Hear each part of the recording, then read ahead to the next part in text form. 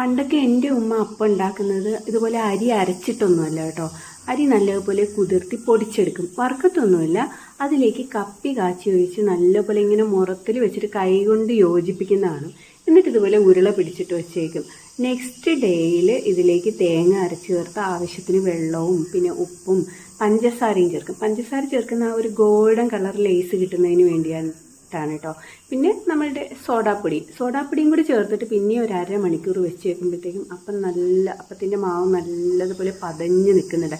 നിറച്ച് എയർ കയറി നിൽക്കുമ്പോഴത്തേക്കാണ് നമുക്ക് നല്ല പഞ്ഞി പോലെയുള്ള അപ്പം കിട്ടുന്നത്. പിന്നെ അതുപോലെ തന്നെ ഈ പഞ്ചസാര ചേർക്കുന്നത് കൊണ്ട് നല്ലപോലെ ഒരു ഗോൾഡൻ കളറായിട്ട് നല്ല ക്രിസ്പി ആയിട്ട് കിട്ടുകയും ചെയ്യും കേട്ടോ. ഞാനിപ്പോൾ അതുപോലെയാണ് ഉണ്ടാക്കുന്നത്. പക്ഷേ കപ്പിയൊന്നും കാച്ചിയിട്ടല്ല, ഞാൻ ചോറാണ് ചേർക്കുന്നത്. ഒരു ഗ്ലാസ് അരിക്ക് ഏകദേശം ഒരു 3/4 കപ്പ് ചോറ് ചേർത്തിട്ടാണ് ഞാനിവിടെ അപ്പം ഉണ്ടാക്കുന്നത്. ഇതുപോലെ തന്നെ കിട്ടുകയും ചെയ്യും, നല്ല പഞ്ഞി പോലെയുള്ള അപ്പം. നിങ്ങൾ ഇതുപോലെ ട്രൈ ചെയ്തു.